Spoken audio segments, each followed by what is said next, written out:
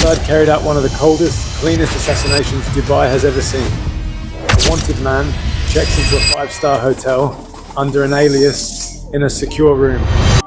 He walks in alive. He's found dead. The door is locked from the inside. No bullets, no shattered glass, no screaming hallway drama, just a surgical hit by a team that glided through cameras, security and staff like they were invisible, did the job, and disappeared. This is Mossad's world. And it's why, when you ask serious people in this game who's really the best intelligence agency on earth, you keep hearing the same name, Mossad. Look at Dubai as just one example of the mentality. January 2010, Mahmoud al-Mabhouh, a high-ranking Hamas figure tied to weapons and militants, lands in Dubai and checks into an upscale hotel using a fake identity. He asks for a room with sealed windows and no balcony. In his mind, no entry, no problem, but the hunters are already in the building. A multi-person team arrives on staggered flights. They move through immigration on forged or stolen passports. They dress like tourists and business travelers, tennis outfits, caps, rolling suitcases. They shadow him from airport to hotel. They ride the same elevators. They walk the same hallways. CCTV later shows them constantly switching clothes, hats, wigs, doing everything to look completely forgettable. While he's out of the room, the electronic lock is reportedly accessed and reprogrammed. To the hotel system, it looks normal. To the team, it's now openable on command. That night, he returns to what he thinks is a secure, locked room. Inside, at some point, the team moves. He's subdued, reportedly drugged, possibly shocked and suffocated, and they're fast, controlled, no chaos. The next day, staff find the door appearing locked from the inside. When they finally enter, he's lying dead in bed, with a pill bottle placed nearby to suggest natural causes. Dubai's police chief later goes public, saying he's 99% sure this was Mossad. You don't have to approve of it to admit, from a pure operational standpoint, that is ice cold. Now forget the headlines for a second and just talk to people in the industry. When you ask ex-Intel, Special Forces, security analysts, who's at the very top? You hear the usual big brands: CIA, MI6, FSB. But again and again, Mossad keeps coming up. And it's not because Israel is huge. It's not. It's not because they have the biggest budget. They don't. It's because of 3 things. Human intelligence. They get people in places other agencies can't even reach. Covert action. Targeted killings, sabotage, kidnappings. Operations that actually shape the battlefield. Execution under pressure. Small teams making high-risk missions look routine. You don't have to like what they're doing. But in the craft of intelligence, recruiting, planning, execution, professionals respect results. That's why, behind closed doors, when the question is, who's the most effective? Mossad is almost always on the short list, if not sitting at number 1. In terms of terrifying violence, you have Mossad.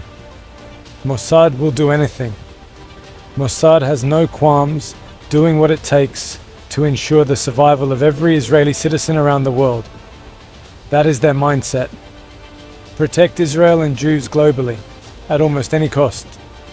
Most other countries will stop at some point. There's a line they won't cross. There are red lines, PR risks, legal memos, committees, press conferences. What will the Allies think?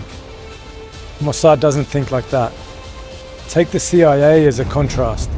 The CIA will let an American sit in a Russian jail unlawfully and chase a diplomatic solution. They'll negotiate prisoner swaps, push through back channels, write cables.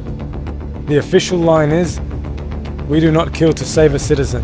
Mossad, they will. If they believe an Israeli needs to come home, if they decide someone is a threat to their people, they are willing to use force in places and ways most Western agencies are terrified to even consider. That doesn't mean they're always right. It doesn't mean what they do is always moral.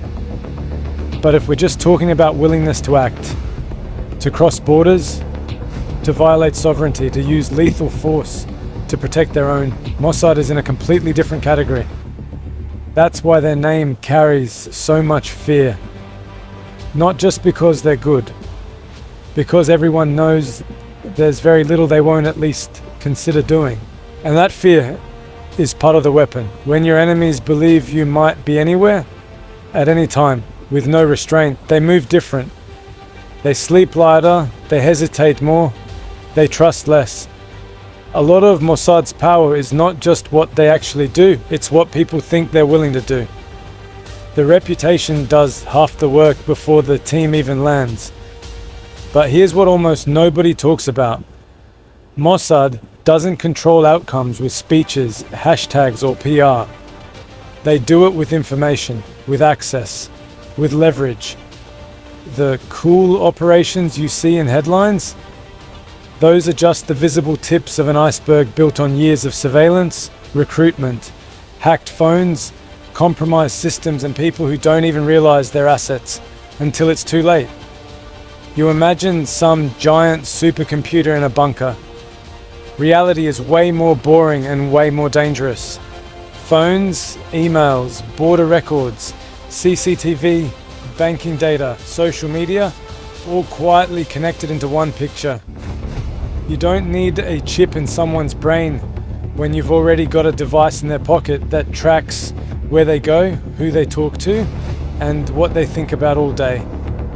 And this is where it should get uncomfortable for you. You think intelligence work is government versus government, far away from your life. But the method, collect everything, store everything, profile everyone, that method is exactly what your apps and platforms are doing to you every single day. You're living inside an intelligence operation. You just call it my phone and my feed. An intelligence agency builds a detailed file on a target over years. Your digital life is building a detailed file on you every single day. Who you talk to, where you go, what you search at 3 a.m., what triggers you, what calms you down, what you'll buy, what you'll vote for. That's classic intelligence work, except you volunteered. You clicked accept all. Now flip the perspective. Imagine you're Mossad and your enemy is posting their location, their routines, their friends, their emotions in real time on social media. You barely have to spy on them. You just watch their stories. That's how most people live in 2026. Their maximum exposure, zero awareness. Meanwhile, the serious players go dark. Secure phones, private channels, face-to-face meetings, no oversharing. They hide while you broadcast.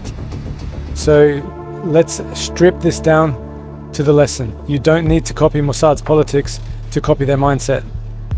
They treat information as power. They move in silence. They act with intent. You treat information as entertainment. You leak your plans, your weaknesses, your whole life, then wonder why you're easy to manipulate. In a world built on surveillance and data, you're either the person being studied or the person who understands the game well enough not to live like prey. If you watch this far, drop "I'm not a target" in the comments so I know you're one of the few people who actually pays attention. And if you want to stay ahead of this game, don't forget to subscribe and follow Coach Peligrosso. I break down the moves no one's talking about so you get the best intel first. Stay sharper than the average guy and never fall behind the curve again. Hit subscribe, turn on notifications, and keep watching if you actually want to be dangerous in a world that's trying to keep you weak.